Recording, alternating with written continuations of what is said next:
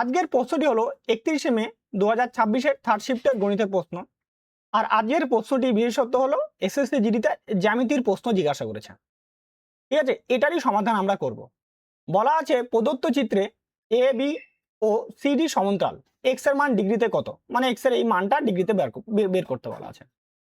আচ্ছা, সমান্তরাল সরলরেখা, এটা কথার মানেটা ধরো এ একটা লাইন আর এ একটা লাইন, এরা যদি কখনোই পরস্পরকে ছেদ না করে, মানে একই রকম ভাবে চলতে থাকে, তাহলে তাদেরকে সমান্তরাল সরলরেখা বলা হয়। যেমন রেল লাইন একটা, ঠিক আছে, রেল লাইন একটা সমান্তরাল সরলরেখার লাইন, যদি কোনো সময় পরস্পর ছেদ না করে। তো ঠিক তাই একই রকমই, তাহলে এইখানটাতে আমরা একটা সমান্তরাল সরলরেখা টেনে নিই, মাঝখান দিয়ে দাগটা নিই আমরা, তাহলে এই একটা সমান্তরাল লাইন চলে আসবে। আর এদিক থেকে যদি এটাকেও কমপ্লিট করে দিই, এটা আঁকাই নিই আমরা, তাহলে এটা কি হবে, সমান্তরাল সরলরেখা চলে আসবে। তিনটাই হয়ে গেল। যখন সমান্তরাল সরলরেখা তৈরি হয় তখন না একান্তর কোণ উৎপন্ন হয়, একান্তর কোণ আর অনুরূপ কোণ তৈরি হয়।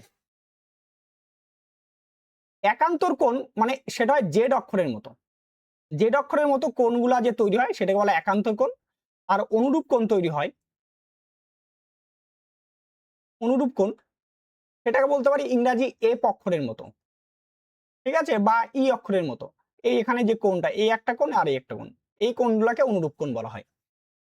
তাহলে দেখো এই ছবিটার ক্ষেত্রে দেখো আমরা চলে আসি, এখানে বলা আছে 3x ডিগ্রি, তাহলে দেখো এইটা হবে, আমি একটু কালারটা চেঞ্জ করে দিই, কালারটা চেঞ্জ করে দেখি, দেখো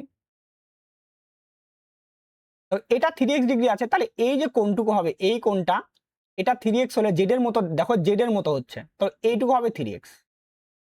কিন্তু গোটা কোণটা কত বলে দেওয়া আছে, গোটাটা বলছে তো 8x, 8 এর মধ্যে এইটুকু 3 হলে তাহলে এইটুকু কত হবে, বাদ বাকিটুকু অবশ্যই 5x হবে, তাই না, 5x হবে। এইবার দেখো, এইবার 5x যদি হয়, আবার দেখো উল্টা দিক থেকে ভাবো যে এইটা একটা কি জেড আছে, তো এইটা যদি জেড হয় তাহলে এই দিকটা কত হবে, এটা 5x হবে। দেখো উল্টা জেড এর মতো, এই সাইড থেকে ধরো, এই সাইড থেকে যাচ্ছে, এই দিক থেকে জেড, তো 5x। তাহলে টোটাল দাঁড়া, দেখো এই দিকটা হচ্ছে 5 আর এটা হচ্ছে 10, এই 5 আর 10 মানে এই একটা স্ট্রেট লাইন, স্ট্রেট লাইনের উপরে এই কোণটা যদি কোনো সময় কোণ তৈরি করে, এরকম একটা কোণ তৈরি করে, এটা 180 ডিগ্রি হয়। কত ডিগ্রি হয়, 180 ডিগ্রি।